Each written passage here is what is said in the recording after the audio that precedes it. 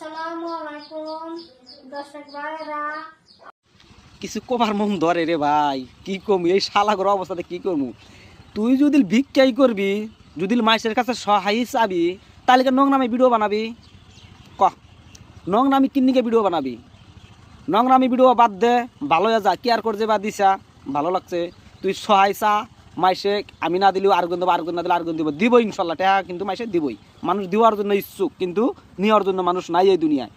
তে তুই এই ধরনের ব্যবসা বাদ দে, ভালো জায়গা পাইছা যে আমি ফেসবুকে আইসা আমি মাসের কাছে ভিক্ষা করবো বা হাত পাতমু, বা আমি ভিক্ষা করবার যা হারি না, অসহায় মানুষ সরম লাগে।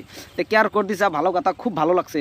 কিন্তু নোংরামি যে ভিডিও বানাস, এটা ছাইরা দিয়ে 2-4টা মাসে দিব। আর তুই নোংরামি ভিডিও বানাস আবার কেয়ার করে দিবি ভিক্ষা করবার জন্য, জুতা দা বাইরিয়া না, নিচের দাও গেলাম উপরে দাও গেলাম মাকসুদ। ভালো করে এক ধরনের ভিডিও বানা, যদি ভিক্ষা করিস ভিক্ষা কর। আর যদি ফেসবুকে ভিডিও বানাস, ভালো করে ভিডিও বানাবি, তার মানে দিন ইসলামিক ভিডিও বানাবি। যদি মাইসে হুই না যদি একটা বুঝা কিছু আমল করার চেষ্টা করে, আমরা যে ব্যবসা দোষ কেয়ার করে দেওয়া, তাহলে ওই সিস্টেম ভালো করে দিয়ে যে আমি অসহায় মানুষ বেমারি, তাহলে কেয়ার করবে। নোংরামি বাদ দে, ভালো হয়ে যায়, এমন সময় আছে ভালো হয়ে যায়। কিন্তু যেসব ধর্মরে বাসায় কোলাবো না, তার মাও বমি করবো, তার বাবু বমি করবো, তার বাইরেও বমি করবো, বাসা হই না, কুত্তার বাচ্চা এক সন্দেহ থাকে।